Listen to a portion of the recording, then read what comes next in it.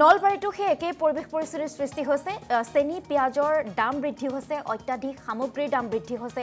শাক পাচলিৰ দাম বৃদ্ধি হৈছে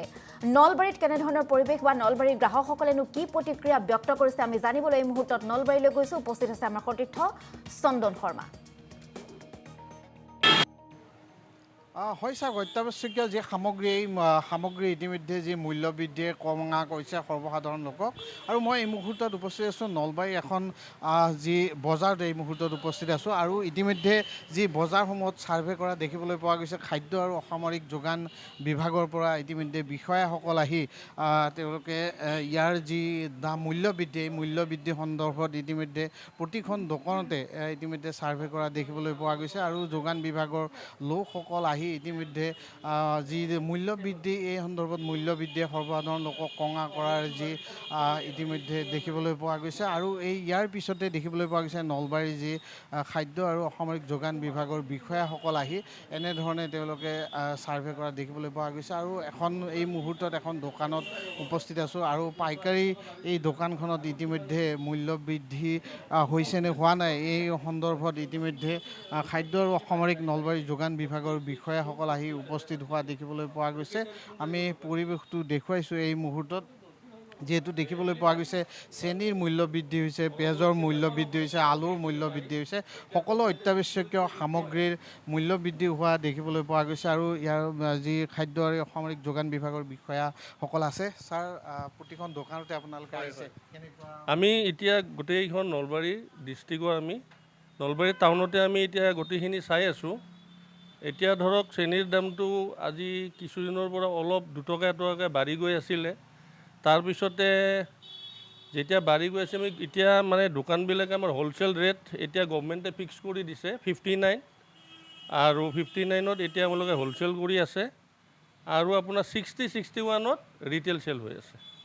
এতিয়া আৰু অন্য বস্তু তেনেকুৱাকৈ দাম বাঢ়া নাই বুলি কৈছে তেওঁলোকে আমি ষ্টক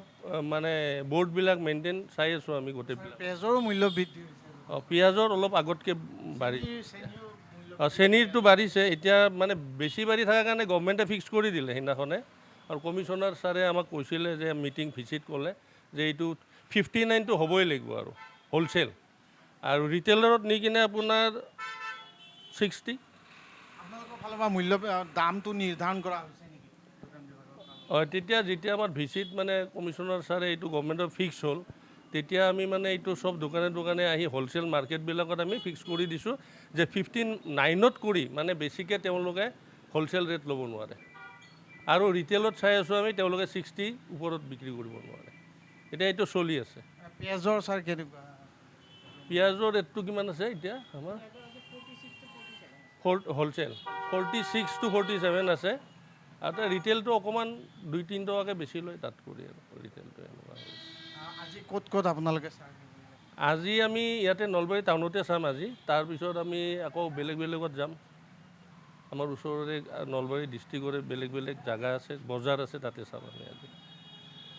ধন্যবাদ জনাইছোঁ এয়াই আছিলে এগৰাকী যোগান বিভাগৰ বিষয়ে আচলতে কেনেকুৱা মূল্য বৃদ্ধি হৈছে আপোনালোকে যিহেতু বিক্ৰেতা হয় পাইকাৰী হিচাপত বিক্ৰী কৰে মূল্য সেনেকৈ মানে বিশেষকৈ চেনিৰে বাঢ়িছে বেলেগতো কণ্ট্ৰলত আছে দাম এনেকৈ বাঢ়া নাই আৰু শুনামতে পিঁয়াজৰো অলপ বাঢ়িছে কিন্তু পিঁয়াজৰ লগত মই ডিল নকৰোঁ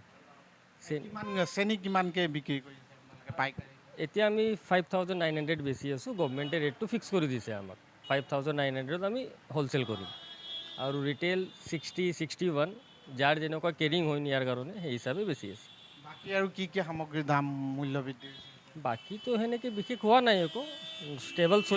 পিঁয়াজৰতো বাঢ়িছে কিন্তু পিঁয়াজ আমি ডিল নকৰোঁ সেইটোৱে ক'লোঁ মই আলু দাইল মচুৰ টচুৰ আছে আগৰ দৰে ঠিকেই আছে আলু